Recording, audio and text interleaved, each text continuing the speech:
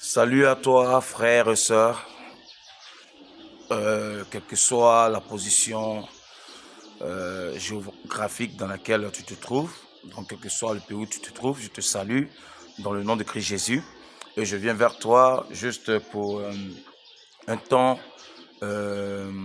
d'exhortation. Alors ici, je vais répondre par la grâce du Seigneur à une de nos sœurs qui a posé une question, et une très belle question. Alors, c'est important, la connaissance.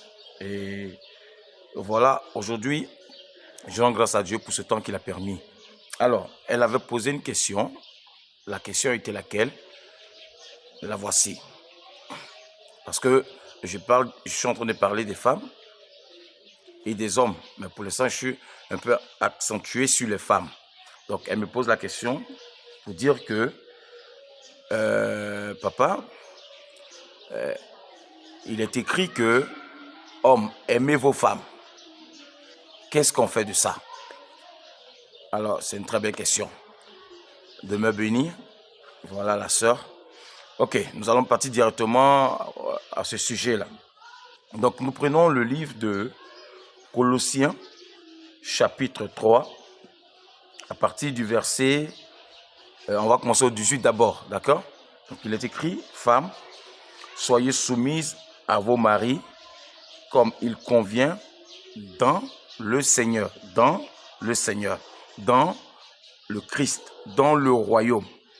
Ok, donc on se comprend. Et au verset 19, il est écrit, Marie, aimez vos femmes et ne vous aigrissez pas contre elles. Donc, je vais juste ajouter quelque chose. C'est vrai que c'est ce qu'on est, mais je vais ajouter quelque chose. Il est écrit, enfants, obéissez en toutes choses à vos parents, car cela est agréable dans le Seigneur. Bon, là, c'est juste une parenthèse par rapport à ce que j'avais dit, par rapport aux enfants. On va revenir dessus. Alors, la question, elle est bonne. Il est écrit que Marie, aimez vos femmes dans le Seigneur. C'est vrai, parce que les maris qui sont chrétiens le savent, ils savent bien cette phrase-là. Même il y a des pasteurs qui savent bien cette phrase-là. Il y a des évangélistes qui connaissent bien cette phrase-là, qui la prononcent en longueur de semaine.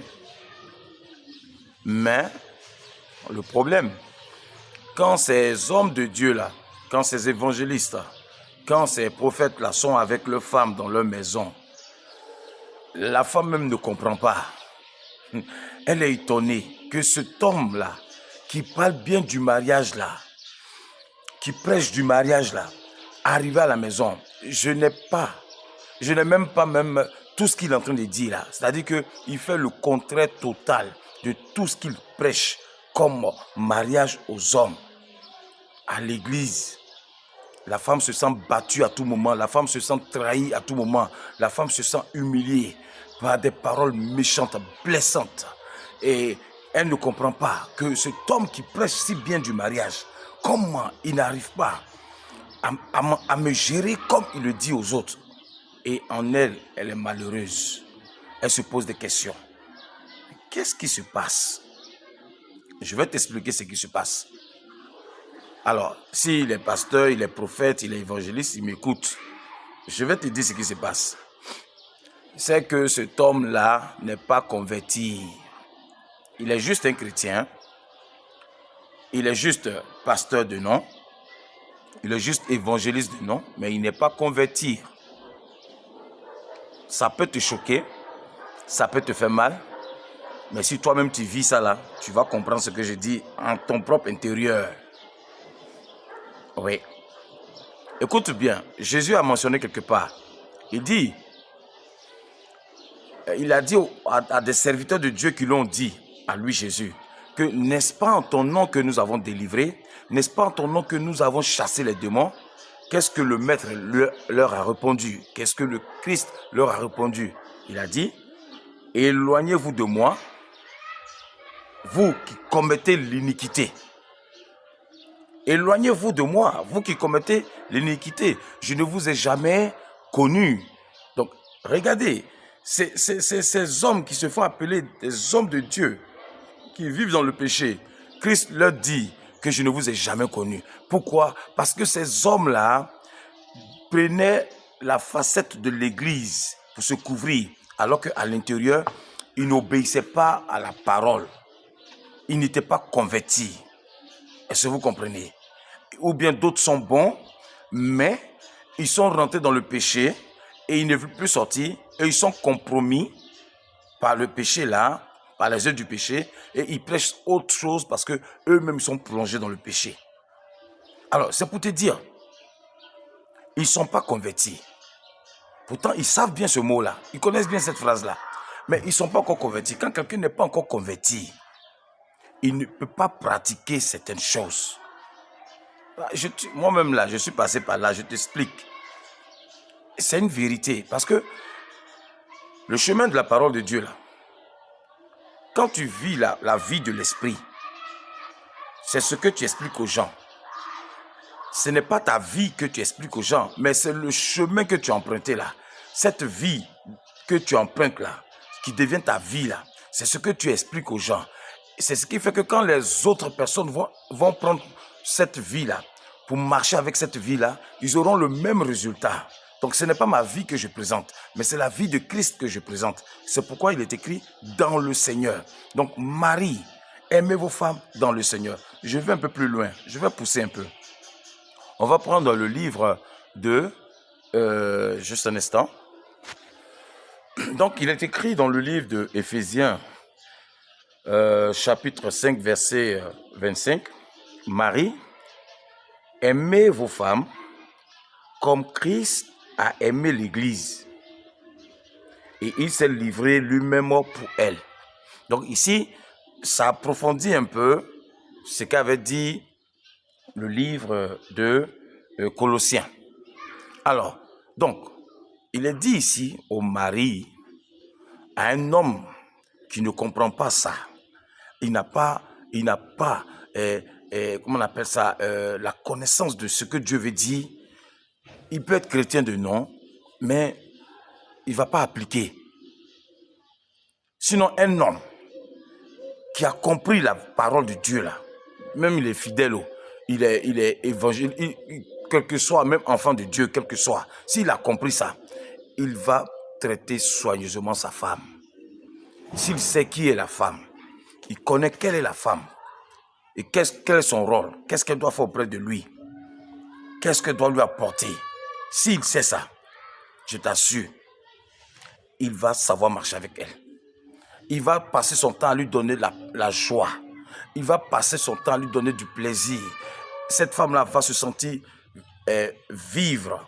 Elle va sentir qu'elle est en train de vivre auprès d'un homme. Parce qu'il y a des mécanismes en elle que tu dois activer. On va comprendre ça. On est en train de partir. Ça, c'est juste la première partie. Alors, ici, la Bible dit à cet homme-là, c'est-à-dire, Dieu dit à cet homme-là qu'il doit aimer sa femme comme Christ a aimé l'Église. Donc, cet homme-là, d'abord, s'il regarde Christ, s'il regarde son Créateur, s'il est connecté à son Créateur, et son Créateur lui dit, aime ta femme comme moi j'ai aimé l'Église, parce que toi tu es le chef de la femme, comme moi je suis le chef de l'Église. En tant que l'époux de l'Église, regarde comment je traite l'Église. Regarde comment je me suis sacrifié pour elle. J'ai donné ma vie pour elle, pour la récupérer. Et quand je l'ai récupérée, qu'est-ce que je fais de l'Église? Qu'est-ce que je fais de l'épouse? J'enseigne l'épouse par la parole. Je la développe. Je l'emmène à mon niveau. Parce que l'épouse et moi, nous sommes scellés. Au moyen d'un sang qu'on appelle mon sang. Mon sang, j'ai de l'importance à mon sang. Donc, toi, l'homme et la femme, vous êtes scellés dans le mariage au nom du sang de Jésus-Christ.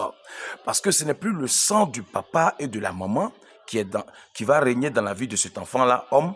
Ce n'est plus le sang de la maman et du papa qui va régner dans le sang, dans la vie de cette femme-là.